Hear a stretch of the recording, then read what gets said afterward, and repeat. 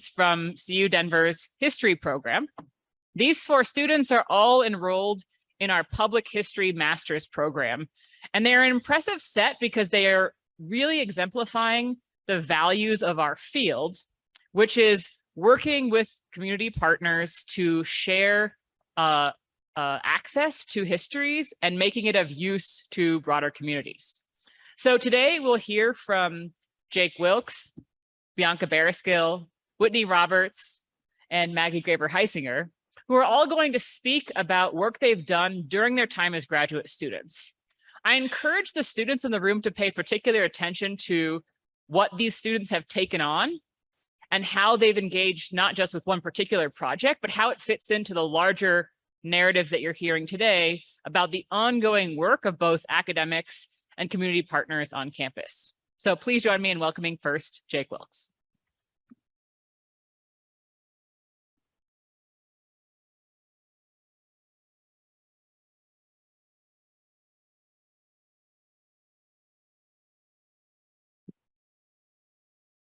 Thank you, Rachel. As Rachel described, my name is Jake Wilkes. I'm a second-year graduate student here at CU Denver in the public history program. The project I'm going to be talking about today is a curriculum project that myself, along with Whitney Roberts, developed in the spring of 2021 last year. And Rachel briefly described the project earlier, but I hope to tell you a little bit more about that process, what that was like, some of its intentions and goals, and then ultimately why I believe this adds a great value to the campus and the community.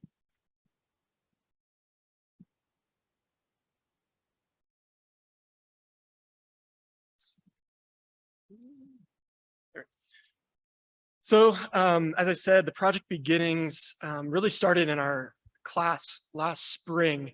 And for our final project, it was to create a grant proposal and acquire funds for projects or events related to documenting Auraria history. And Whitney and I's main goals were to, one, tell a more holistic story of Auraria, which I believe many in this room believe is an important goal and are working here towards that. But secondly, to introduce students to the history of their own campus. So really looking at this second part is what drove the idea of developing a project for student education. And because we were the ones going to be creating the content, it would be in essence students teaching students. And that idea was really powerful to us. So in developing the idea, we initially weighed the option between a full-blown class and a curriculum. And the difference may be obvious, but to someone who had never developed a curriculum before, there is an important distinction between these two. And the way we thought about it was a class is more of the finished product or the finished good, sort of using terms from maybe your industrial history, US history courses. Whereas the finished good, we can put our own stamp on. We can create a title, an official listing in the university database. Whereas a curriculum is more of the raw materials. So this is going to be the collection of primary and secondary resources you gather, and then the activities that you create from those resources. So there are pros and cons to both. Obviously, the class would give more exposure. Again, it would have that title with Auraria as front and center. But a question we raised was, who would we be serving with a class model? So there would ultimately have to have been a choice. Would it be a first-year experience course directed towards incoming undergrads, or would it be more of a graduate level class? So with that in mind, we moved back over to the curriculum model.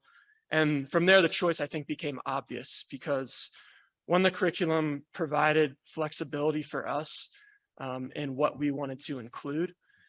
And then also, I think more importantly, it gives longevity to the project because ultimately the materials that we collect won't be restricted to just one class. different classes can use different aspects of a curriculum depending on their own needs. So ultimately, the curriculum model provides more access to learning about Auraria history. And then we eventually had to come to a theme. So this is sort of beginning of how we organize these materials. And we came to the theme of deconstructing preservation. Through this, we blended our own interests. So I have an interest in historic preservation, which is the preservation of physical buildings themselves and the history of those buildings and the ties to those buildings. Whereas Whitney has done a lot of work with historical background and the impact of urban renewal in Denver.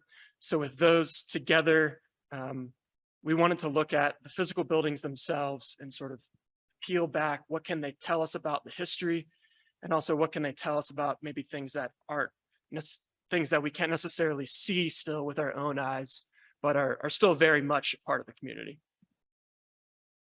So from that theme, we created learning objectives. So we are getting more specific as we go along this process. These objectives guided us to what we wanted to include ultimately, what resources we wanted to collect. So these are just a few that we explored. We didn't fill out all these necessarily, but these are some of the important questions we wanted to bring into the fold. So the process of designation and determining significance, expanding the role of preservation, these two really, again, getting at physical buildings, but also expanding upon the social and cultural ties to physical buildings.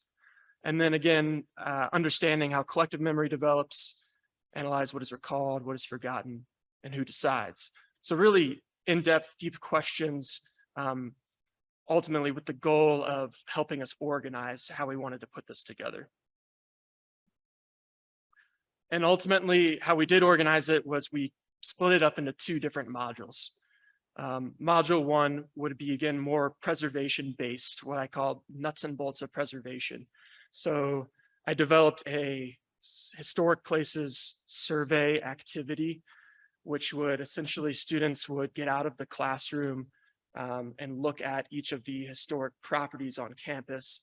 So we have St. Cajetan's, Auraria 9th Street, St. Elizabeth's, Tivoli Building, obviously, Golda Meir, and the Emmanuel Sheriff Chapel. So using historical documents such as National Register nomination forms. If you're unfamiliar with those are essentially state documents that give historical background and significance of buildings. And then also during that activity, students would go around and look at interpretation at the site. So any sort of plaque or public displays telling the history if you were just walking by. So in using those two methods, we would ask students, do we think from what they see, does it properly explain the history or the entirety of the history?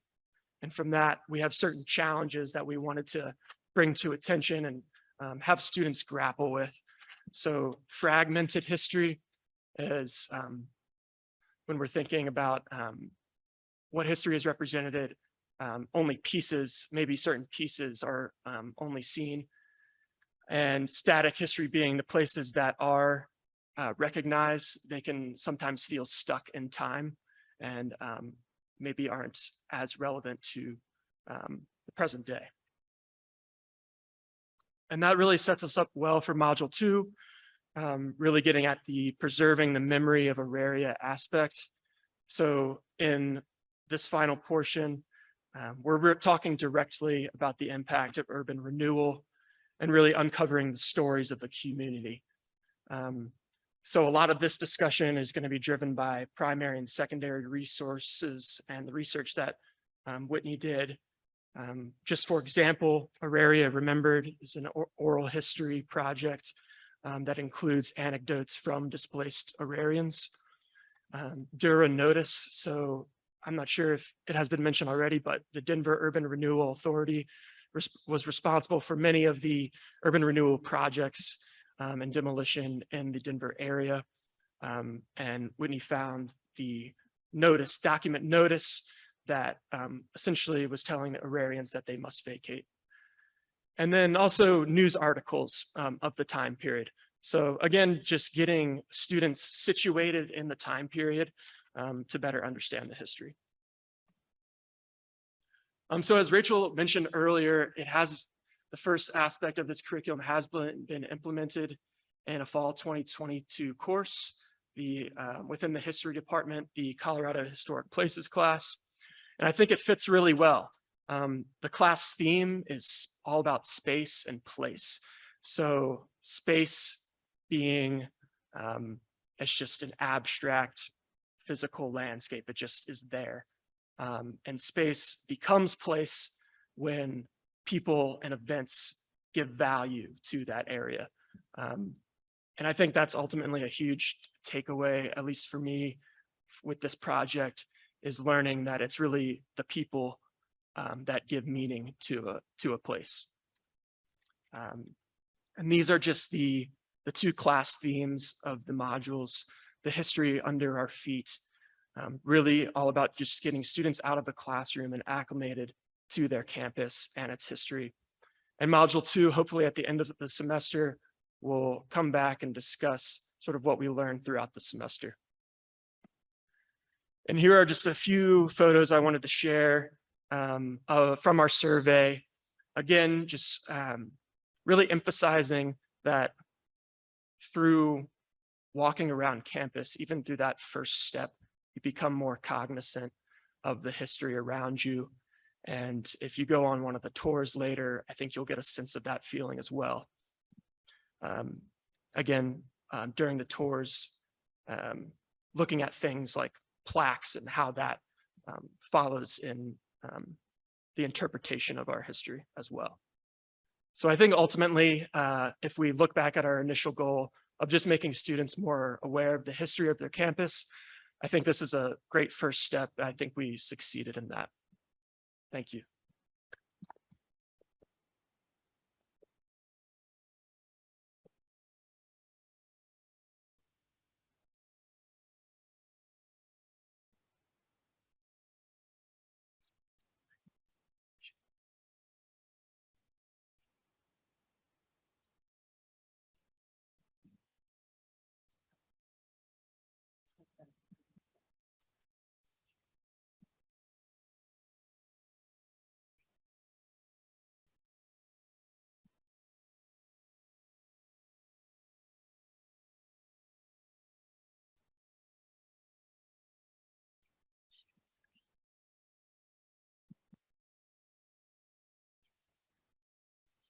Just gonna take it just thinks for a minute when Zoom's gets going, guys. I think that's what we're figuring out. It was definitely going before. You were looking at the Yeah, I clicked it down. Okay. So Jake is doing the mouse pad stuff on the far left. Yeah, nothing's okay. Wait a minute. Now it thinks it likes it. There you go. These buttons with mouse pad. Okay. Hello, my name is Bianca Barriskill. I'm one of the graduate students that has worked on the project of Auraria, Dislocation, and Chicano diaspora. I presented this same research at the Pacific Coast Branch American Historical Association Conference in August under the banner of Contested Urban Geographies. So you might recognize some of the maps because Brian Page also used some of these same Hulk maps. So I'll just try to say it in maybe a different way and we can go from there.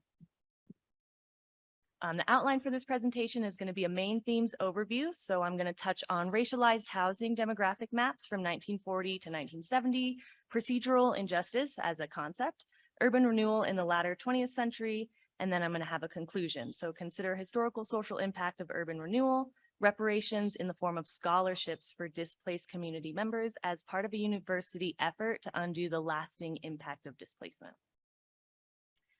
So this is one of the first maps that I presented, and this is a map of Denver. And so the kind of like gray corridor, and I actually, can you still hear me if I talk like this? Is this No. okay? No? No. Yes? No? Rachel say no. but I'm just gonna go ahead and point to it anyways, and I'll just talk louder. So Bianca, they can't hear you on Zoom. Okay, okay. That's fine. I'll come back and point it. So this part is just the flat river where it meets Cherry Creek. This little tiny square right here.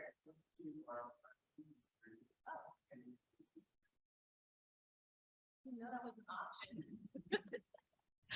Okay, so this is the Platte River and this is Cherry Creek. This is a 1930s map from the Homeowners Loan Corporation. And so this is how they would give out basically bank information about where you could safely, quote unquote, give loans to communities. And so the red ones are graded as some of the worst. This square right here, this tiny square, is part of the Auraria neighborhood. And this is from 1930. I don't know if these both work at the same time. So there's an overview of kind of the green portions of the city. The green portions were some of the best. The red portions were some of the worst. I did actually highlight Auraria's or the D12 section specifically because it does have racialized language. So you can see here that they're talking about specific races in these degraded neighborhoods as part of the bank's information. All right, and then I have a highlighted portion of the map here where you can see they have laborers, the foreign-born families, relief from families, occupation, and all of this is given in the maps. And then again, this square right here is Auraria, 9th Street on the campus. And this map I made from Social Explorer. So for those of you that are students on campus, I highly recommend you dig into Social Explorer. They use census data and you can create maps from census data. So all I did was go into Social Explorer. I typed in 1970 census and pulled up Denver. And then in that you can see population density. Basically, you can do it from anything from income to race. I mean, there's a bunch of different options for each census. But something that's interesting here is that I chose 1970 because that was just when the campus was being constructed. And you can see here that this is again the Platte River going up into Cherry Creek. And this is the Auraria neighborhood. So racially, it hadn't quite changed from those original maps from 1930s. That's one of the effects of redlining, is that you'll be kind of concentrated in certain areas. And then again, this part is Auraria on campus, still primarily Hispanic, even in 1970.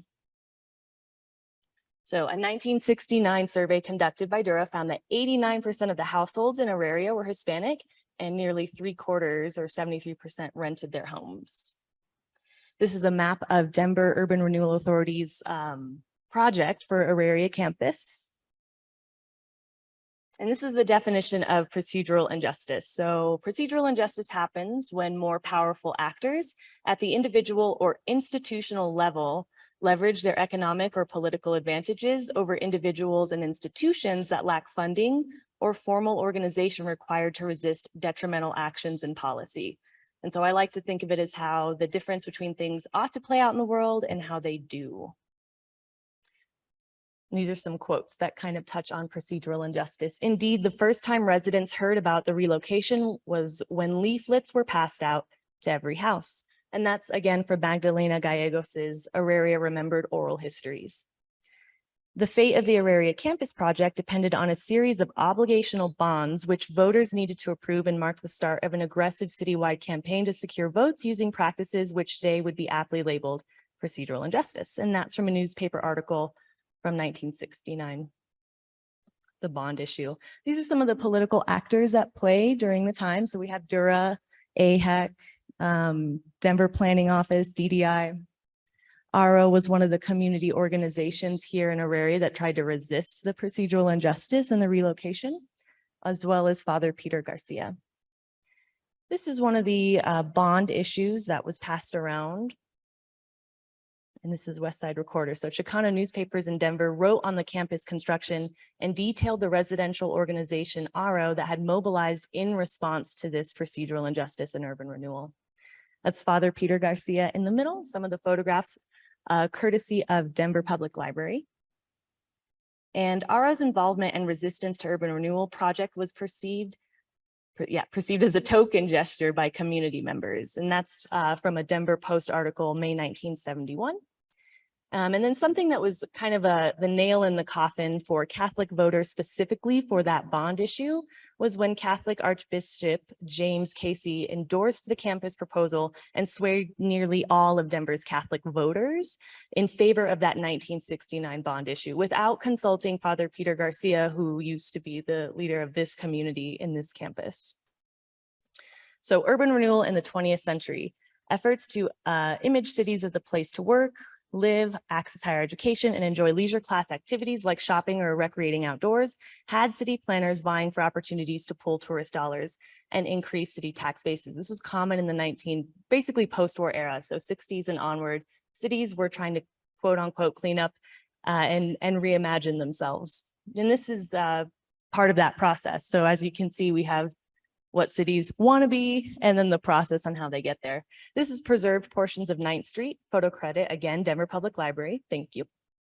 And the impact of urban renewal. So at the end of the day, something that resonates with this community project, I think, is considering the benefits of urban renewal. So who does it benefit and who does it not? And in the early 1990s, the original Displaced Aurarian Scholarship was limited to just the children and grandchildren of the displaced Aurarians. And without adequate staffing resources to manage the scholarship, students often had to jump through hoops and were sometimes denied the scholarship. And this is by definition another example of procedural injustice.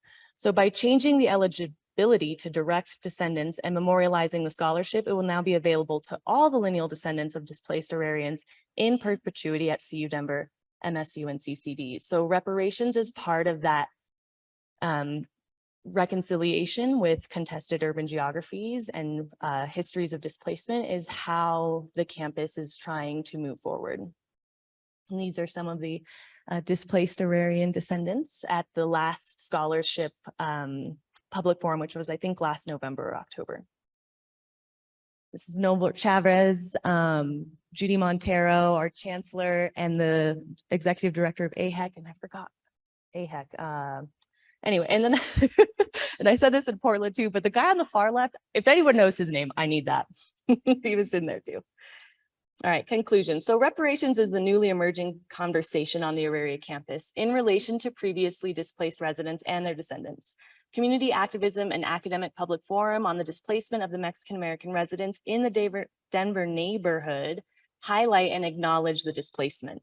The Displaced Aurarian Scholarship, now granted in perpetuity, is a nod to not only the procedural injustice Aurarians face, but also a nod to how the effects of the displacement had more rippling effects than anticipated and can't be fully quantified.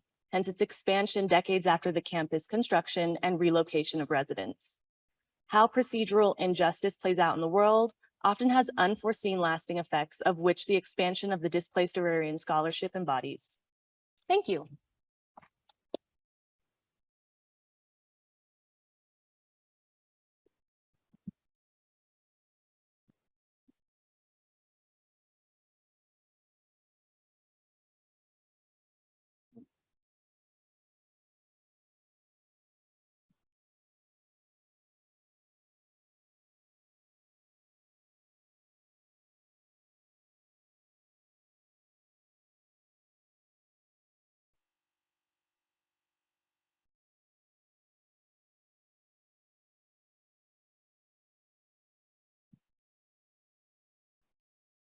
We're just gonna give Zoom its second to think about things.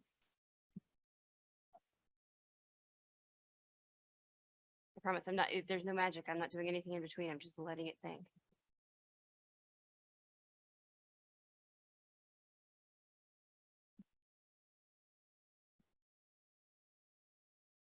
Come on, Zoom. Oh, yeah, now I got it.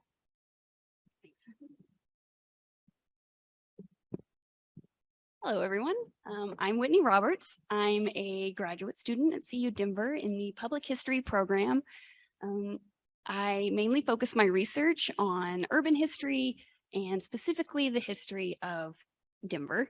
And I've just had the time of my life doing research on the Auraria neighborhood and meeting the people that are from the community It's just been such a wonderful learning experience for me to get to know how to actually do real world public history.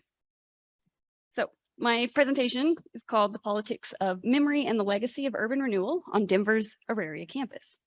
If you've been here for the whole conference, you've probably heard some of this history. So please bear with me as I repeat some things you've probably already heard. Okay. In 1969, the Denver Urban Renewal Authority, or DURA, would alert residents of the Auraria neighborhood that their homes stood on the future site of the Auraria Higher Education Complex. A predominantly Hispanic area, the Auraria neighborhood featured a tight-knit community of families that, quote, didn't know that they were poor. This presentation aims to outline the politics of memory preservation and the lasting legacy of urban renewal on Denver's multi-university educational complex.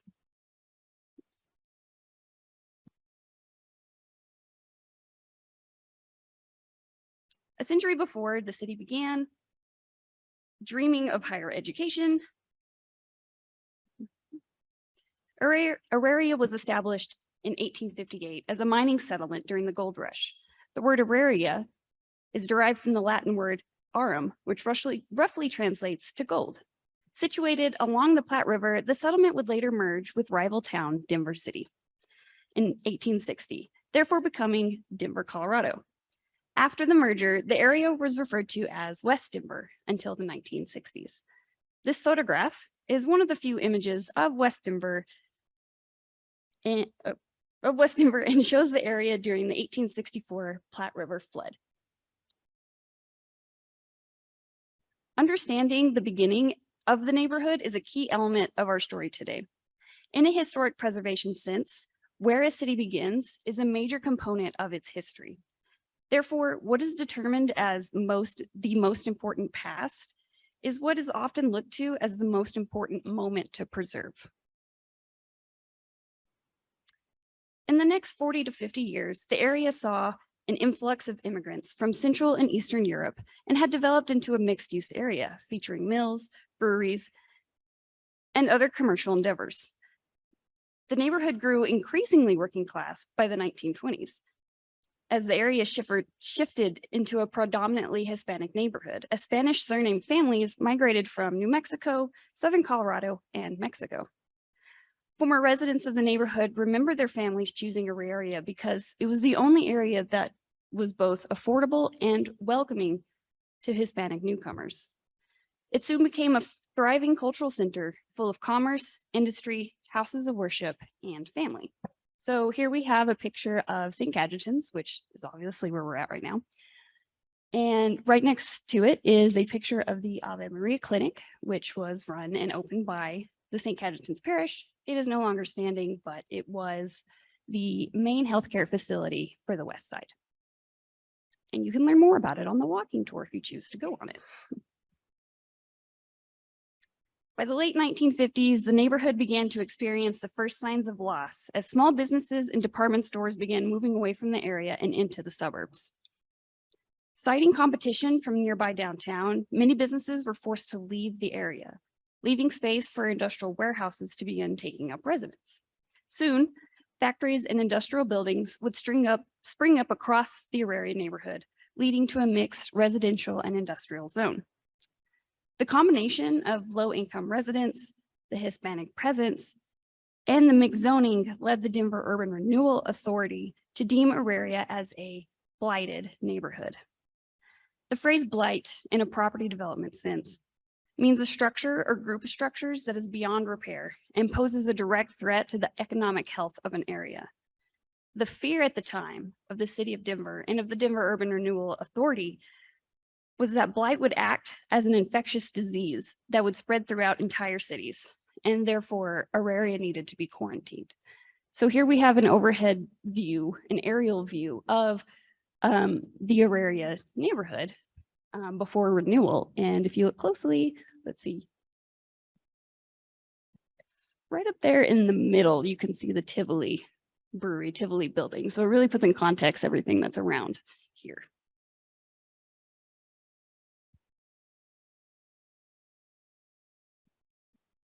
And here is a digital reconstruction of what the neighborhood looked like, courtesy of the wonderful research already spoken or given by Brian Page. Here you can see St. Cajetan's right here at the corner, and then the Tivoli Brewery is right up there to really show you that this was a dense neighborhood with a lot of mixed use.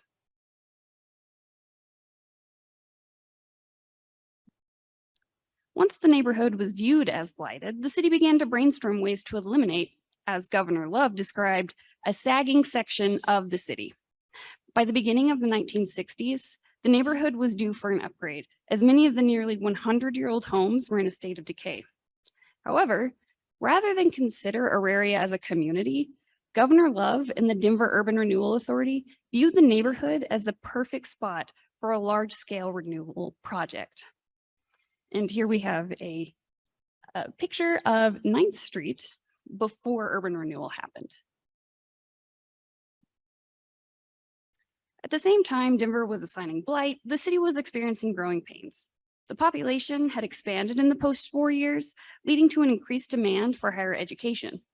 3 institutions existed in the city: Metropolitan State College, the Denver campus of the University of Colorado, and the Community College of Denver. However, none of these schools had the authority to award 4-year degrees or offer graduate programs. Moreover, the average student was a working adult that could not afford the cost of room and board at other state schools. So Denver was in this crisis of everybody is leaving Denver in order to go to college. After surveying 9 other sites, Governor Love endorsed the Auraria neighborhood as the best spot to build the ambitious higher education complex. The complex would solve Denver's higher education woes by encompassing Metro, CU Denver, and the Community College of Denver all on the same campus. The complex would serve as a unique university experience that placed working adults adjacent to a burgeoning downtown economy. And so we have even more pictures. This is the before and after. So before, the Auraria neighborhood was renewed, and then afterwards with all the lovely parking lots. And the second picture is from the early 70s, so it's pretty fresh. With Governor Love's endorsement of the Auraria site, all that was needed was an election to determine funding for the educational complex. In 1969, by a 51% majority, the people of Denver voted in favor of funding the building of the Auraria higher education complex. As the election results flooded in, Aurarians realized their fate, and in the fall of 1969, the years-old neighborhood was slated for destruction. 300 families were notified that their homes occupied the future location of the higher education complex. And in accordance with HUD guidelines, renters were offered $4,000 to find a new rental or secure a down payment on a house. In a matter of hours, the city of Denver voted to displace a thriving community. As the reality of urban renewal set in, a small group known as Historic Denver set out to preserve the rich history that lay in the Auraria neighborhood. Realizing that the wrecking ball was coming for the oldest area in Denver, this group of preservationists set out to do the impossible, raise $2 million in 1 year to preserve the history of Auraria. Historic Denver would save 11 homes, St. Cajetan's Church, St. Elizabeth's Church, and the Tivoli Brewery. Each of these structures would be integrated into the master plan for building the higher education complex. The organization moved the 11 houses into a single block and created the 9th Street Historic Park. Each home preserved was meant to represent 19th century architectural styles and serve as a reminder of Denver's unique history. Despite the tremendous feat by Historic Denver, the interpretation of 9th Street Park almost completely fails to recognize the displaced Hispanic community that was moved in order for the college to even exist. Realizing their story was disappearing, former resident Magdalena Gallegos began an ambitious oral history project. Nearly 20 years after the community was displaced, Gallegos gathered former residents and recorded their memories of Auraria. This oral history, Auraria Remembered, is one of the few sources that we have that records the voices of Aurarians and their unique perspectives. The overwhelming majority of resources on Auraria are written by preservationists, city planners, or neighborhood outsiders. Aurarians had to take it upon themselves to preserve their memory for future generations to know. Today, the Auraria campus is reckoning with their difficult legacy, which is why we're all here today.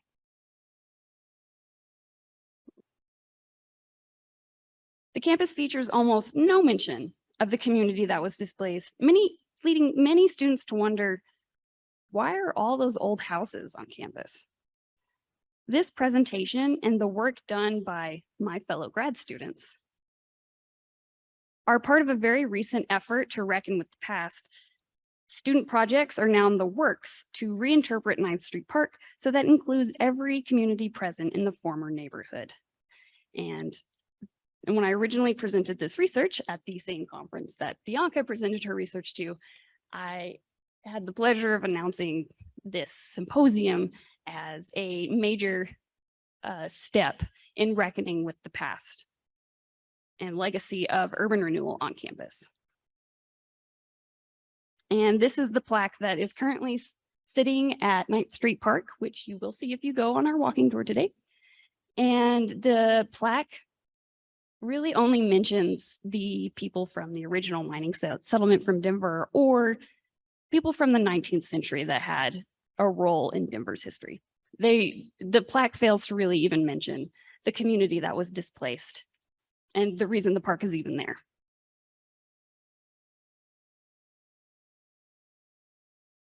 I hope you enjoyed this presentation. I really hope you come and join our walking tour today. It's very good. We have lots of visuals. You'll learn so much. Thank you.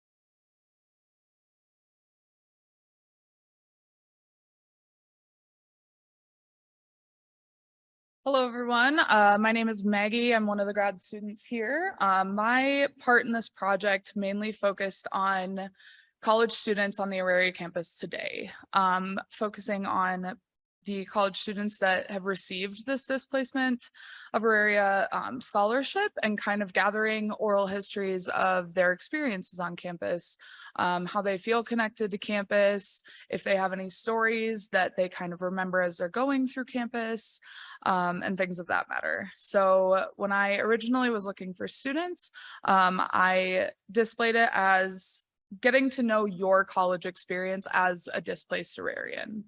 One of the big things here was that we were going to be putting these oral histories into records that are going to be in the Auraria library. They're going to be used for future research and just kind of to start building up that collection of current people who have that connection to the displaced Aurarians.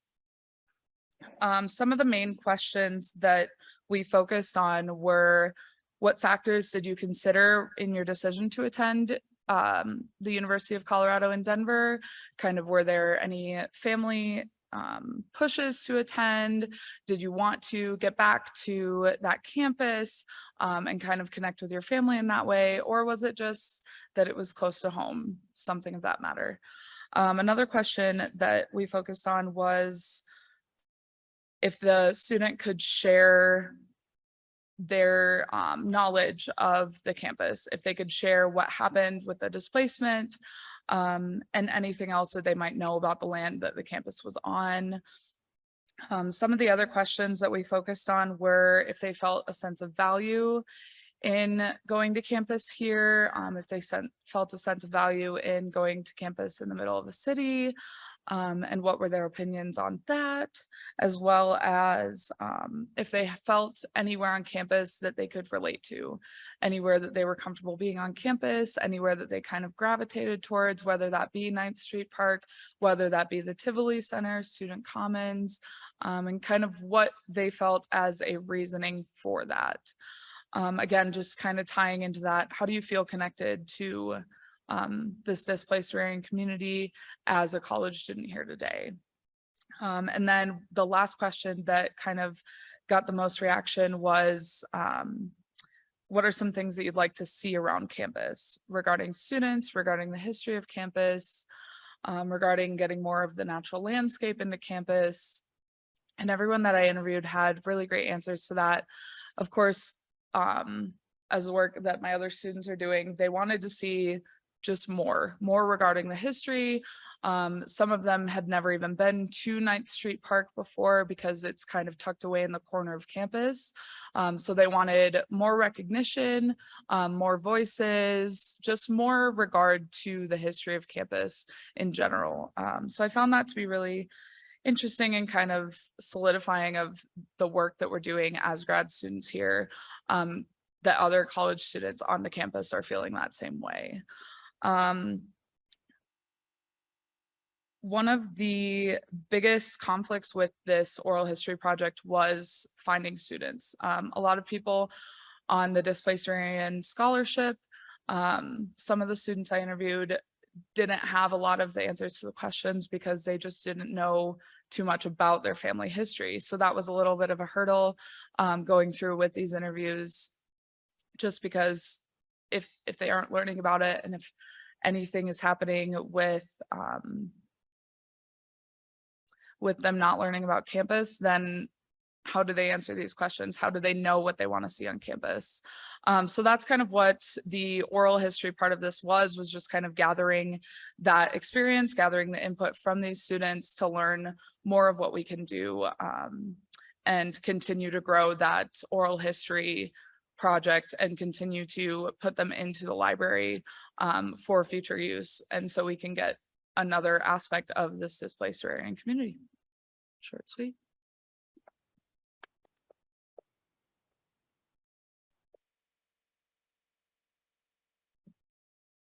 One of the things I love about this panel is that though you heard about all of these students' projects, none of these students who are working on their master's theses or projects right now have made this particular topic their main focus. In other words, this is in addition to their master's work that they're doing. And so I'd like to hear from each of you, how has this work on the history of Auraria shaped your research trajectory in terms of what you took on for your master's project, or what comes next if you haven't yet started that particular project?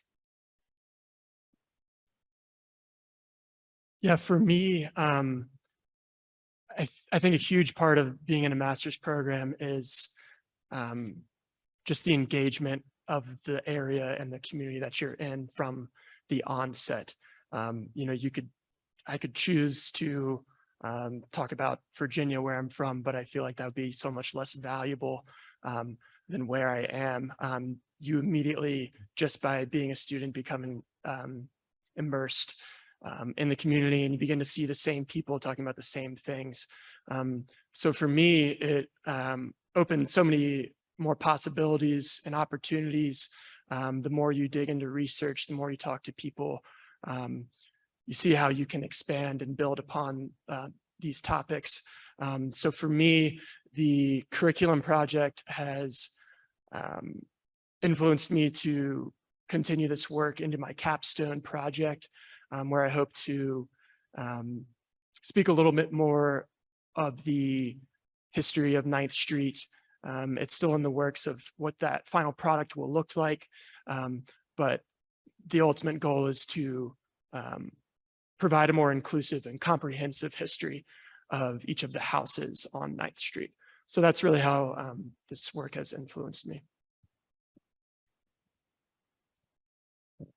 Something that I learned along the way with the working on the Auraria project is that I do have an interest with the intersectionality between race and displacement and environmentalism. So my work with Auraria pushed me to and inspired me to write a thesis on the Elyria-Swansea neighborhood and environmental racism that neighborhood is still currently experiencing at the hands of, you know, like, for example, Suncor and the I-70 project that continues to bulldoze into the neighborhood. And I'm very excited to keep digging into Denver history local around me. Auraria felt very, very local. Elyria-Swansea feels local to me as well. So it just feels relevant to continue researching different geographies and space and race and see how those things intersect.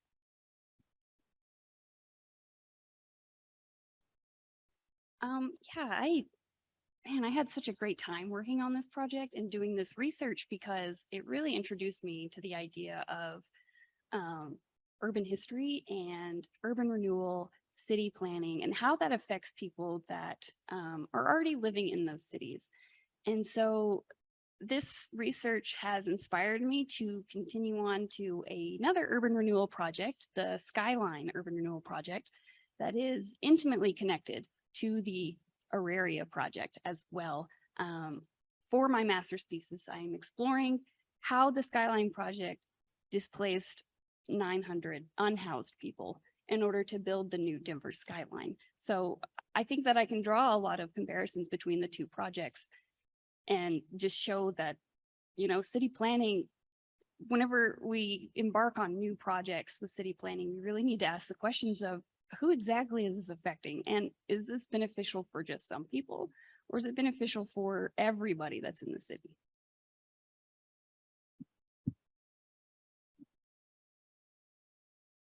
So for me, my main project working with students, it really introduced me to a form of community outreach, as well as participating in the different workshops that have been going on with Auraria's history, learning more about collective memory, which is just how groups of people are able to remember an event immediately after it happens, remember an event 10, 20, up to 50 years after it happened, and how that kind of how everyone's experiences kind of form this collective story.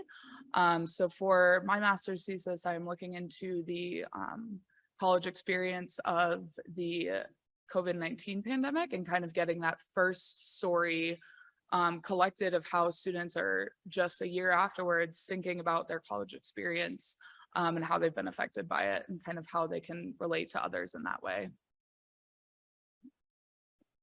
I'm going to turn to the audience in just a moment, but I have one more question for all of you up here. You're all history students, so I'm not surprised that you're engaged by the history of our campus. How would you explain to your peers who are studying other areas why it matters that they know about the history of the campus if they're in a completely different field? So, and I imagine you maybe have had these conversations with peers in other fields. I totally can. Yeah, I think I have thoughts about this because my little brother is getting his master's right now in sociology. So we have been cross-pollinating information extensively about why it matters. And I think it would even apply to economics. I mean, just looking into like the racial, economic, demographic of people that are displaced and then looking at that nationwide tells a story. So if you just look at it from one discipline, you're going to miss a lot of other information. And I think, you know, finances plays a huge role into it as well. I mean, it's not wealthy neighborhoods that are being bulldozed, right? So like, let's look into the economics of it. There you go, Jake. I had feelings. Oh, yeah, absolutely. I agree. Through this process, you realize just how interdisciplinary it is. And I think, yeah, there's more to be learned from all different angles. It's certainly not closed off to one particular subject. And I'll just add to one other thought I had from the first question is that this work has renewed a sense of commitment. The more you realize just how deeply emotional the emotional ties are to this area, you feel a commitment to do this work properly and fully. So I'll just add that to the first question as well. Well, I mean, I think that's very interdisciplinary to learn about the history of the campus, because first of all, so many people that I talk to on campus are like, wow, I've never heard of that before. That's crazy. That happened here. That's what? And nobody ever told me about that. That's incredible. And so I think that there's a lot of space for all of the departments on campus in all of the schools to integrate this history into their curriculum in some respect. Yeah, and kind of going off of what Whitney was saying, when me and Whitney started around the same time, which was all online not really coming to campus at all. So when we finally came to this campus after starting some work on the Displaced Auraria community, it was just so eye-opening to like go to campus and already know what's happened in the past with this space. And so I think it's just important for everyone to be able to know. And I've had conversations with other people in our grad program about just like the importance of knowing where you are before kind of broadening your horizons and going into a very different niche subject to study. So yeah.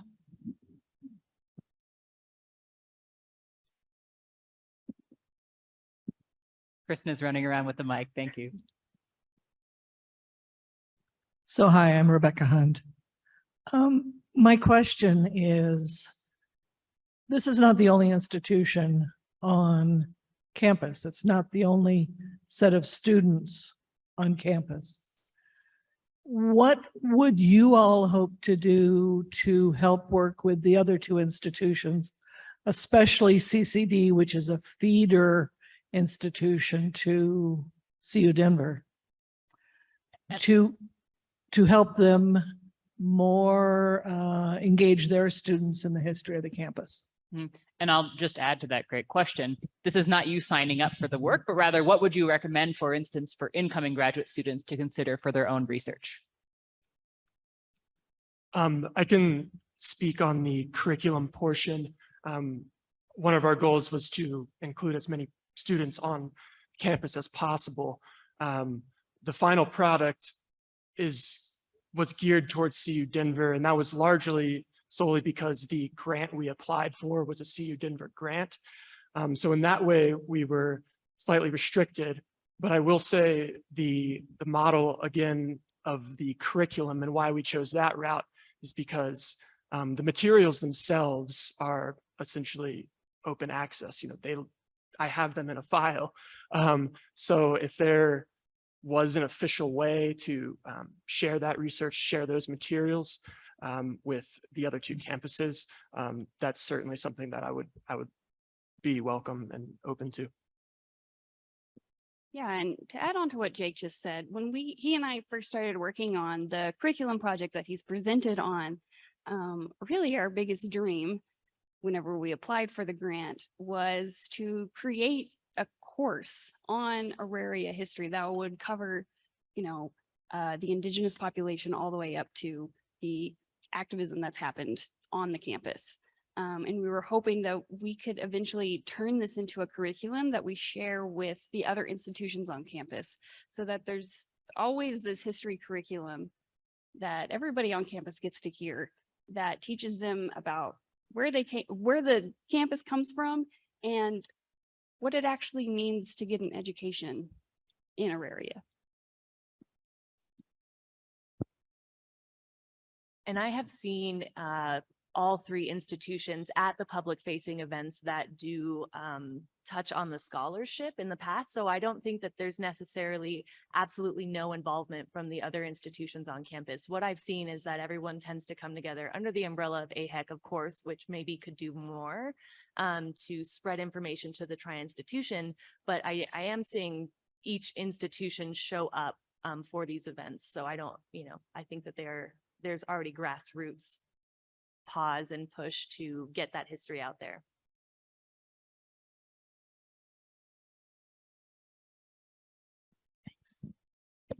Thank you for all your work. I'm so fascinated, especially by the oral histories that you've collected and accessed from the library.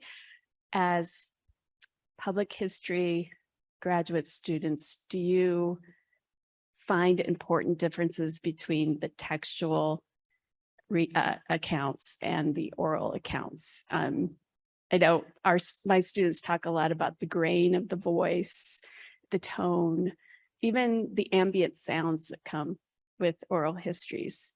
Could you speak to that? Yeah, I have noticed that too. We're about to get them digitized at the library, and I do think it's important to keep those audio files within the collection. In my past work on listening to oral histories for an undergraduate project, I found so much more use in listening to it and kind of listening to their tone of voice, and then taking the textual evidence from it to just kind of like make sure I get the word for word right after discovering that I was going to use it in a paper. But I do think that it's so important to keep that audio file intact and kind of with the collection, just because it gives you so much more.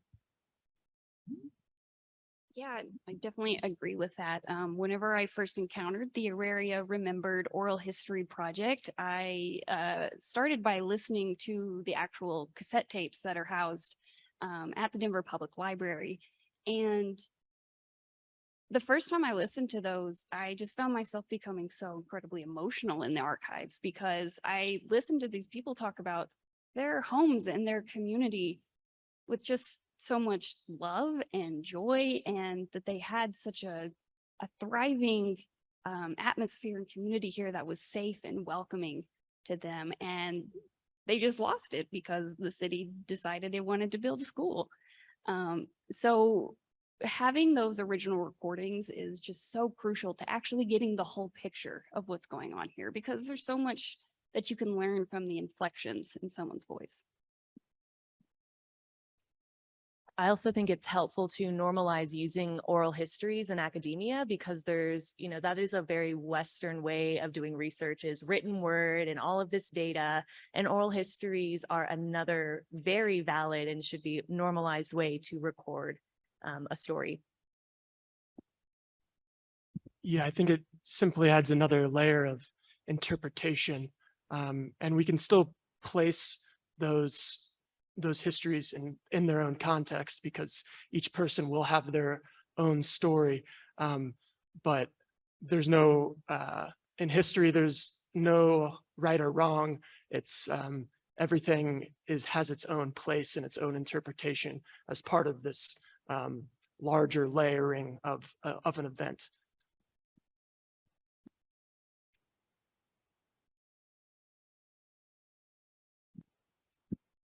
Hi. This is not so much a question, but an applause to each of the panelists for your commitment and your passion to tell the story of the displaced Aurarian. But most importantly, I want to thank Rachel Gross, Brian Page, Carrie Mack, Rebecca Hunt, Sarah Goldblatt, and many, many others for not being afraid to finally bring this topic to the public. We've waited 50 years for folks like you to tell this story, and the community appreciates having allies like you, and we hope to continue this relationship, working together to tell the accurate history of the folks that have been displaced. Thank you.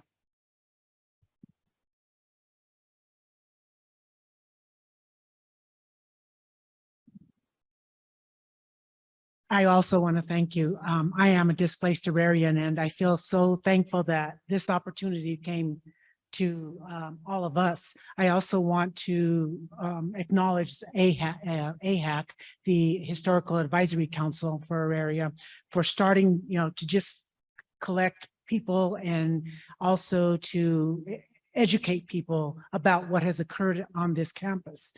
But again, thank you for bringing it to the forefront here. I think that the more people know about this, the more people will be happy to know what has occurred. But not only that, I think that all of you who are just spreading the information are doing a service for so many other people, not just for us, but for the students here and for the faculty. I think that that is such an important thing that you're doing. So I do totally appreciate that.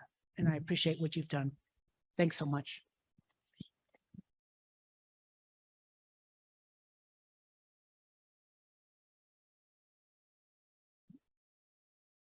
Other questions? I see a bunch of students over here on this side of the room, and I'd be curious to hear your reactions in terms of what you already knew about the campus and one big thing that you took away from the presentations today. I'm not your teacher, so I can't force you to do this. I'll just look meaningfully in that direction, see if anyone's brave enough to do it.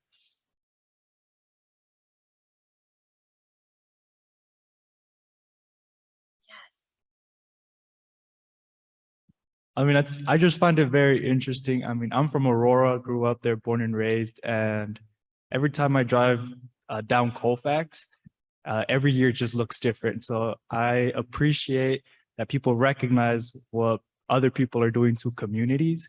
And it's just like, it does motivate one to also act in their own communities and, you know, maybe stop and think about what's happening and how that affects actual living people and how that leaves a legacy. So I personally love history. So it's just something that pretty much impacted me and motivates me to continue working with my community.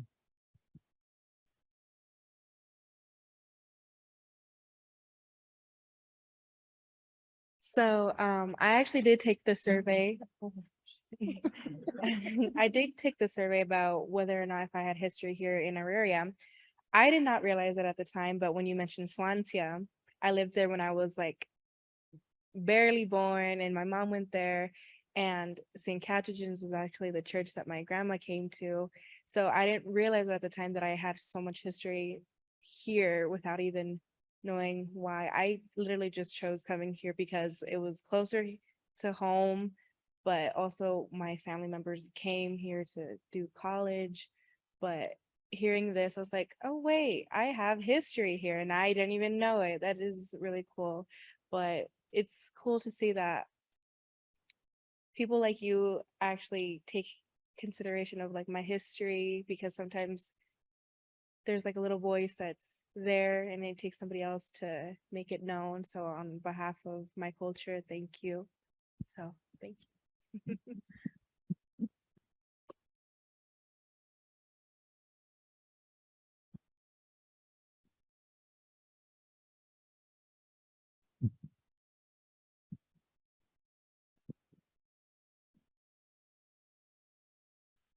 I just want to mention to people that at the time of the displacement, we called ourselves Westsiders. We didn't call ourselves Aurarians. And, you know, that's a historical nuance of our community. But when I told my friends who I was, when I started to adopt the new language, the language, the term, they thought I was from Aurora. That's how important identity is. Yeah, so true. One of the topics of the last panel that we had was about community collaboration, and each one of your projects has been a process of both diving into archives or documents or materials in some way, but also thinking about what would be of interest to the campus community and the broader West Side community as well. Can any of you speak on what takeaways you have about the process of doing community collaboration as public historians? It's the best part.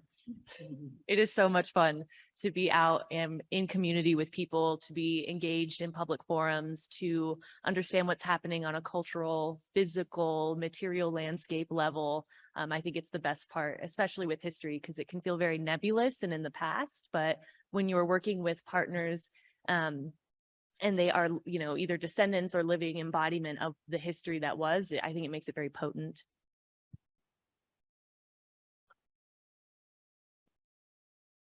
Yeah, one of the things I learned in my undergrad and my capstone was how a historian removes themselves from the history that they're writing about. And so going into grad school, that was kind of my mentality of like, okay, you're going to research this, but you aren't really a part of it. It's just what you're studying, what you're writing about. So the different parts of this project kind of, like Jake said earlier, kind of revamped that initiative for wanting to do more, and definitely learning from the community and getting to work with community members on the project helped kind of revive me into why I'm doing public history and the importance of getting to know your community that you're doing this history for. Something that I've learned as a public history graduate student is that when you don't involve a community, when you don't involve public, when you don't disseminate the information to anybody, it sort of makes me ask the question of like, why did I even research this? what's the point of even knowing this if it's not going to impact someone else in some positive way, if it's not going to tell some story that hasn't been told before, or if it's not going to be a piece of activism for people? Because I think that history, and especially it feels like nowadays, history is really deeply connected to activism. It's deeply connected to telling marginalized stories. And this project has really shown me how I can actually make an impact within communities as a historian, because I'm not typically the kind of person that, you know, goes to protests or does other activism activities like that, because I'm just very shy. So getting to use history in this way has been extremely fulfilling for me, and makes me feel that I can actually help communities tell their stories in ways that have been kind of covered up in the past. Yeah, just to add, it's a great responsibility because you find that you're not doing the work for your own benefits at the end of the day. I like to think myself more as a facilitator in that way, and the telling of the history, because it's not my history at the end of the day to tell. So I'll do the research, and through these projects help facilitate more conversation and more discussion based on what the community wants to see out of it. And we have time for one last question from Zoomland. Yeah, I have both a comment and a question. I'll start with the comment. It's for Bianca. We know the name of the person in the picture. It's it's Chris Hilton. I believe he was the president of student government for CU Denver at the time. And the question is a perfect follow-up to what you were just speaking of. This person asks, I'm curious to know when and where these students' interest in history began. Was there a particular experience they can speak to as a catalyst for their passion in this field? This is like a review of what you wrote on your application to graduate school. Oh my goodness, why do I like history? Is that what the question's asking? Well, I really love buildings. I'm just sort of obsessed with buildings, the built environment, structures. I think that they hold so much history in their walls, and I think that you can tell so much about a community or a society based on the buildings that they erect and the processes that they go through to erect those buildings. But also, I have ADHD, and I have always spent my life trying to figure out what's going on around me, because I've got my head in the clouds most of the time. And I found that history has been a perfect way to orient myself and keep myself grounded in what's happening around me, because it gives me a context of why everything is here, why I'm here, and what's going to happen in the future. For me, my history interest kind of skewed away from art at first. I was big into art, and then I got learning about art history and kind of how art reflects upon the society at the time, specifically like Northern Renaissance, getting into Chicano art of New Mexico once I started learning about it. And so for me, that kind of skewed into the public history realm, because I wanted to learn more about the communities that it was reflecting upon. So that's kind of where mine started.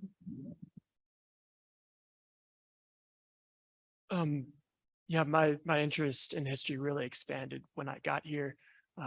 My original conception of history growing up was my dad taking me to historic Civil War battlefields, and that certainly has a place in history. But when I came here, especially being in an urban area, urban city, it expanded the notion of what and the possibilities of what history could be, and not simply in textbooks, but to really the aspect of collaboration with partners as well. It's huge. Please don't beat me. I feel like I'm gonna get in trouble, but history can be very sexy. I'm just gonna say it, make it sexy. It is so fun to find hidden stories or untold stories and just realize like, oh my gosh, you're trying to keep that a secret? Not today. It is so much fun. And that's why I love history. Sorry, Mom. In a moment, I'll make some announcements about what's coming next during the lunch period. But first, please join me in thanking our panelists.